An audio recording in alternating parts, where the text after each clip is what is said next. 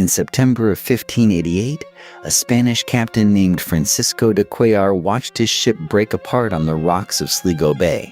He swam ashore. He spent the next several months hiding in Irish bogs, surviving on berries and the charity of people who had no reason to help him. He made it home. Most of his fleet did not. Not because England stopped them. England had stopped chasing weeks earlier. The killing that autumn was done entirely by Spanish admirals, Spanish supply clerks, and Spanish shipwrights who had sent 17,000 men into the North Atlantic in vessels that could not survive it. So why did the most expensive fleet Spain ever launched do more damage to itself than the enemy ever managed? On July 21st, 1588, the most powerful naval force ever assembled in the Atlantic entered the English Channel in a crescent formation 7 miles wide. 130 ships, 2,400 guns, 30,000 men. The Duke of Medina Sidonia had orders from King Philip II of Spain to rendezvous with a Spanish army waiting in the Netherlands, cross the English soldiers into submission, and end the Protestant experiment once and for all. It was the most ambitious amphibious invasion in European history. The English were waiting for them. For 9 days, the two fleets fought up the length of the Channel. Cannon smoke rolled across the water from Plymouth to Portland Bill to the Isle of Wight. English ships under Francis Drake and Lord Howard darted in close, fired, and pulled back. The Spanish tried to close and board, which is what their tactics demanded. The English refused. They stayed at range, where their faster ships and longer guns gave them every advantage.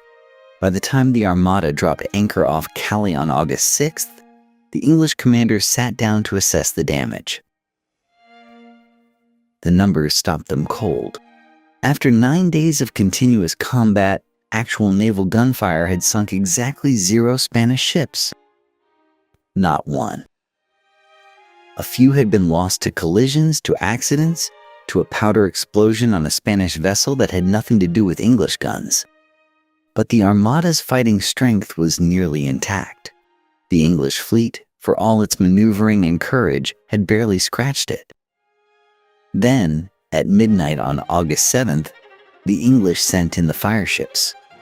8 vessels, packed with pitch and gunpowder and set alight, drifted toward the anchored Spanish fleet on wind and tide. You would have seen the flames from the French coast. Spanish sailors, fearing the worst, cut their anchor cables and ran. The crescent formation, the thing that had held them together and made them dangerous for 9 days, dissolved in the dark. By morning, the Armada was scattered across the North Sea in a ragged, disorganized mass. The rendezvous with the Netherlands army would never happen. The invasion was finished before a single English soldier needed to fight it. But here is the thing that rewrites everything you think you know about this story. On August 9th, when Medina Sidonia counted his ships, he found that more than 100 of the original 130 were still afloat, still armed, still crewed. The fireships had panicked them. They had not destroyed them. The most dangerous moment for the Armada was not behind it. The English fleet was running out of ammunition. The Spanish ships were still packed with soldiers. And the only way home was north, around the top of Scotland, through waters no Spanish navigator had ever charted. What happened next had nothing to do with England at all. King Philip II had not built the greatest fleet in Atlantic history on military calculation alone. He had built it on faith. God wanted England returned to Catholicism. Philip was God's instrument. The Armada was not a gamble. It was, in his mind, a certainty. That certainty made him dangerous to everyone around him. When his original commander, the Marquis of Santa Cruz, died in February 1588, Philip needed a replacement fast. The man he chose was Alonso Pérez de Guzmán, the Duke of Medina Sidonia. Wealthy, well-connected, loyal. There was one problem. Medina Sidonia had almost no naval experience. He knew it too. He wrote to Philip's secretary immediately asking to be spared the appointment. He said he got seasick. He said he did not know the commanders, the ships, or the routes. He said plainly that he was the wrong man. Philip gave him the command anyway. Medina Sidonia was not incompetent. He was meticulous, calm, and he worked himself nearly to exhaustion preparing the fleet. But the plan he had been handed was not really a naval plan. It was a coordination problem disguised as one. The Armada was not supposed to invade England by itself. It was supposed to sail up the channel, hold the sea lanes open, and rendezvous with the Duke of Parma's battle-hardened army of roughly 17,000 men waiting in Flanders. Parma's soldiers would cross to England in shallow draft barges. The Armada would protect them. Together, they would be unstoppable. Together was the word that would kill everything. Parma's barges needed calm, shallow water. The Armada's deep-hulled warships could not get close enough to escort them. There was no deep-water port on the Flemish coast where the fleet could anchor and wait. And Parma and Medina Sidonia had no reliable way to communicate across open water in real time. Philip had designed a plan that required perfect synchronization between two forces that could not speak to each other. The Armada sailed anyway. 30,000 men, 130 ships, and an order that was impossible before it began. On August 8th, 1588, the English sent fire against them. 8 ships, stripped of their crews, packed with pitch and gunpowder and set ablaze, came drifting into the Armada's anchorage at Calais on the midnight tide. Medina Sidonia had warned his captains this might come. He had given orders to hold position. But when those burning hulks appeared out of the dark, the orders broke apart. Ships cut their anchor cables and scattered in every direction. The tight defensive formation the Armada had maintained for weeks came apart in less than an hour. By morning, the English fleet under Lord Howard and Francis Drake had them. The Battle of Gravelines lasted all day. The English ships were faster, their guns could reload faster, and they pressed close enough to do real damage. The Armada lost 5 ships. Hundreds of men were dead. Hundreds more were wounded. Hulls were taking water. And then as the sun went down, the wind shifted. It pushed straight out of the northwest. That wind was a death sentence. To the east lay the Zeeland banks, the shallow, treacherous sandbanks off the Flemish coast, the same coast where Parma's barges sat useless. If the Armada could not claw back to the west, it would be driven onto those banks and broken apart.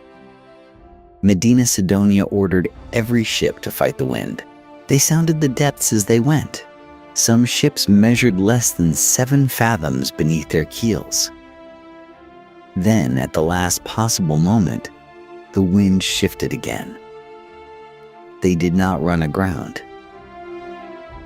But they were north of the Channel now. The English fleet sat between them and the route home. The rendezvous with Parma was finished. The invasion was finished. And Medina Sidonia had to decide quickly what survival looked like. There was only one answer. Sail north. Go around Scotland, around Ireland, and down the Atlantic back to Spain.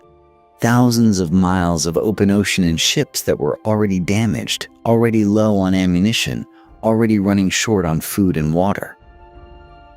He gave the order.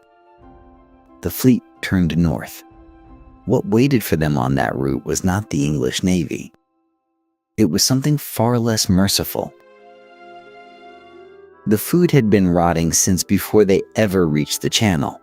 The Armada had sailed from Lisbon in May of 1588 with provisions meant to last 6 months, but the supplies had been loaded weeks earlier, packed into barrels made from unseasoned wood.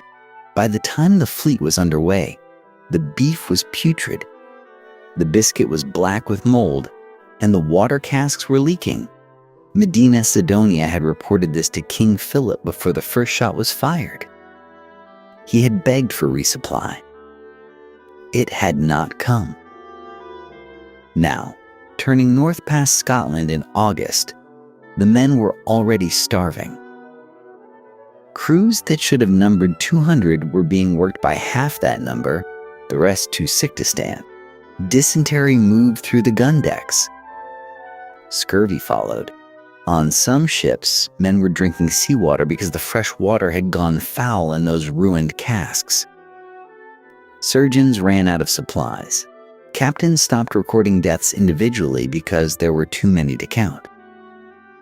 And into this catastrophe, Medina Sidonia issued his sailing orders. They were precise. They were rigid. And they were wrong. His instructions told every captain to hold a course that kept them at least 40 leagues, roughly 120 miles, west of Ireland before turning south for Spain. The reasoning was sound. Ireland's coastline was deadly, all submerged rock and sudden headland. The Atlantic swells off that coast hit without warning. But the Armada's navigators did not know where they actually were. Spanish charts of Ireland's western coastline were built from incomplete surveys and old guesswork. The pilots had been at sea for months, using dead reckoning, accumulating small errors that had grown into large ones. They believed they had sea room. They did not. Some captains, their crews too weak to fight the wheel, could not hold the ordered course even when they tried. The ships were closer to Ireland than anyone aboard understood. Medina Sidonia's orders assumed healthy crews, accurate charts, and manageable weather. He had none of those things. He had skeleton crews drinking foul water, charts that lied about the rocks ahead, and an Atlantic autumn that was building towards something none of them were strong enough to survive. The storms had not arrived yet, but they were coming. The first gale hit in the second week of September, and it hit like a wall. These were not ordinary autumn squalls. The North Atlantic in 1588 was running anomalous weather, colder and more violent than anything the Spanish pilots had on record. The storms came in sequences, one behind the other, with barely enough break between them for a crew to assess the damage before the next one arrived. Winds that should have been manageable in a healthy fleet were catastrophic in this one, because the ships had cut their anchors at Calais. That mattered now more than anything. When the English fireships had scattered the Armada 2 weeks earlier, captains had slashed their anchor cables to run. There had been no time to retrieve them. Most ships in the fleet were now carrying one anchor, maybe two. In the open Atlantic, running before a gale with no sea room, an anchor was the last argument between a ship and the rocks. The men who sailed this fleet had thrown most of those arguments away. The fleet began to come apart. Ships that fell behind in a storm could not fight their way back. Rigging failed. Masts splintered. Crews that should have had 200 men working the lines had 60, some fewer, most of them too weak from dysentery and starvation to climb. On some vessels, officers were hauling rope alongside the dying because there was no one else. A ship that could not work its sails in a gale was not a ship anymore. It was a projectile. One by one, vessels disappeared from the fleet. No signal. No wreckage visible in the chaos. Just gone. Some would be found later, wrecked along the Irish coast, their hulls opened on rocks that Spanish charts had promised were miles further west. Some were never found at all. The survivors who did wash ashore in Ireland faced a different death. English orders to the local governors were explicit. No mercy. No ransom. Any Spaniard who reached land was to be killed on the spot. Hundreds were. Medina Sidonia aboard the San Martin could do nothing but watch his fleet dissolve around him. He was still 3 weeks from Spain. The storms were not finished. And the worst of the wrecks had not happened yet. At Stredog Strand in County Sligo, 3 ships came ashore on the same morning in late September 1588. Not separately. Together, driven onto the beach in formation, as if the Atlantic had decided to finish the job all at once. The 3 ships were the La Juliana, the Santa Maria Division, and the Lavia. Between them, they carried over 1,000 men. The surf at Stredog was not simply rough.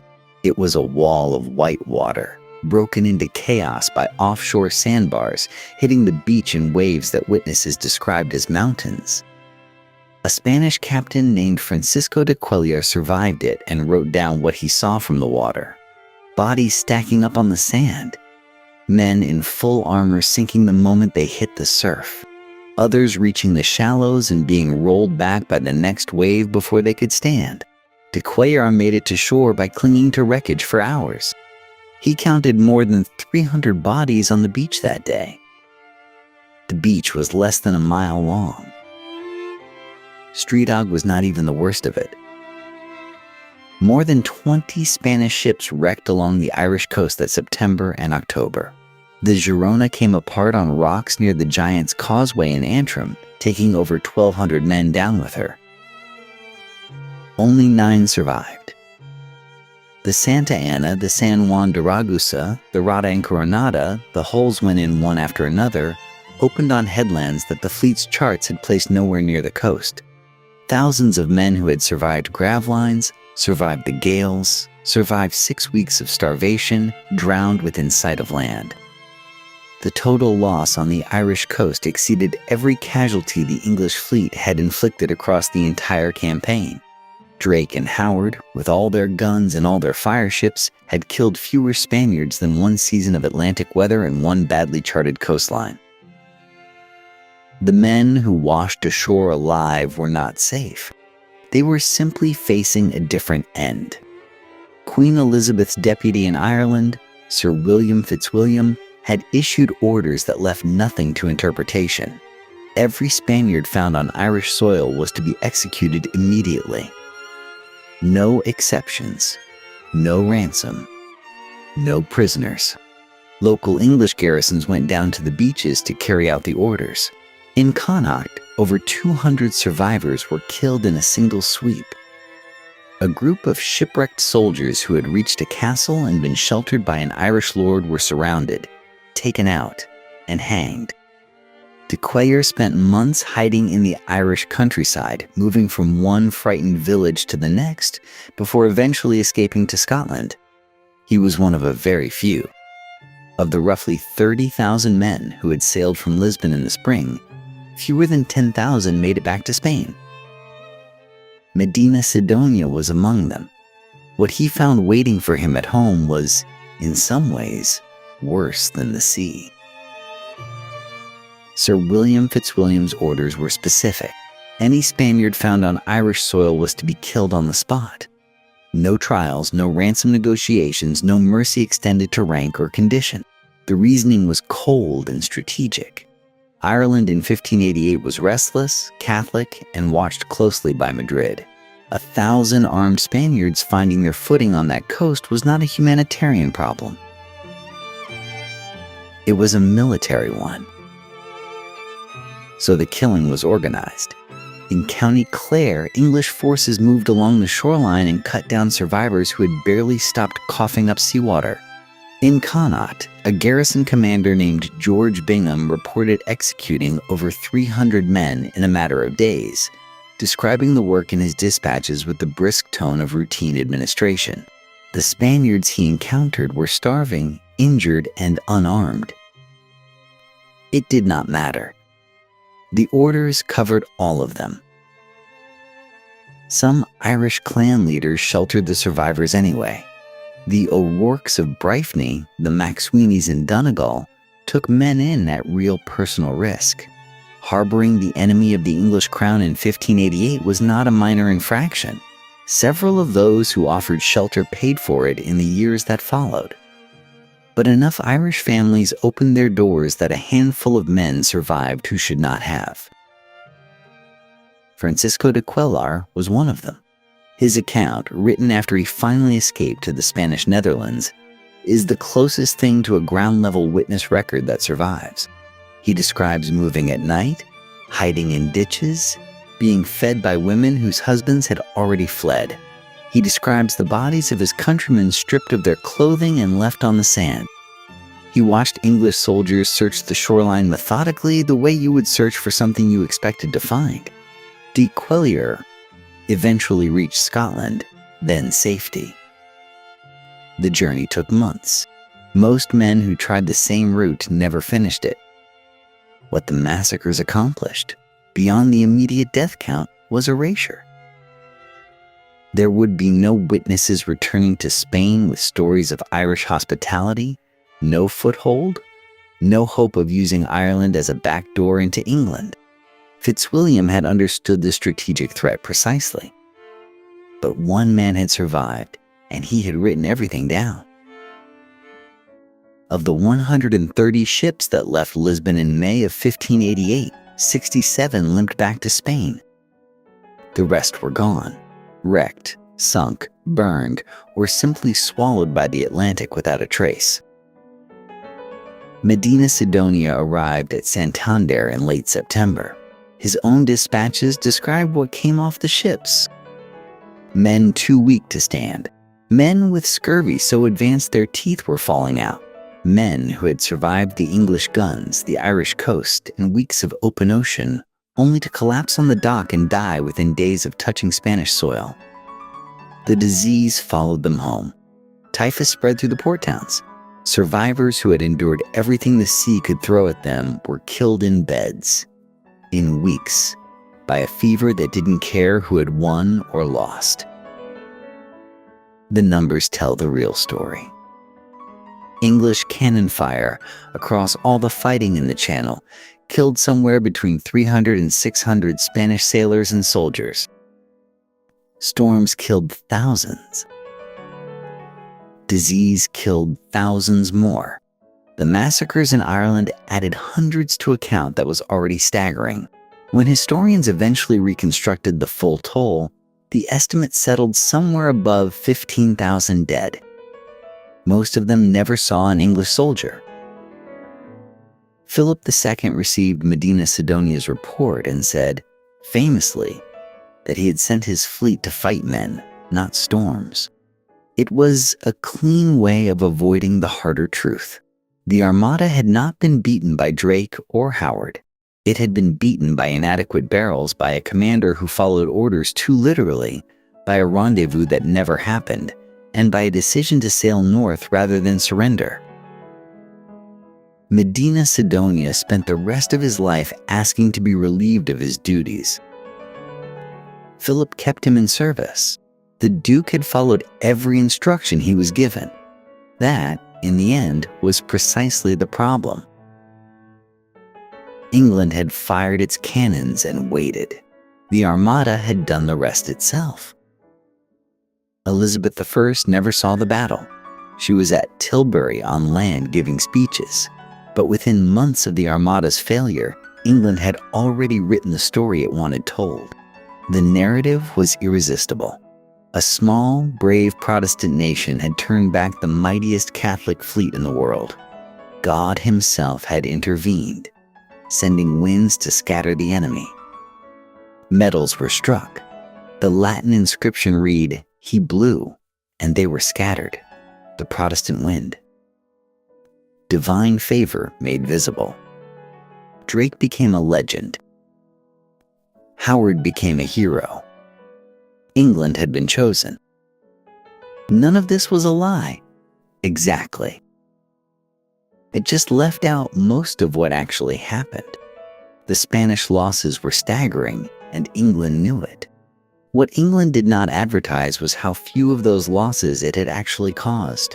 The cannon fire at Gravelines had damaged Spanish ships but sunk almost none of them outright. The fireships had broken the Armada's formation, but not its fighting strength. What destroyed the fleet was the choice to run north.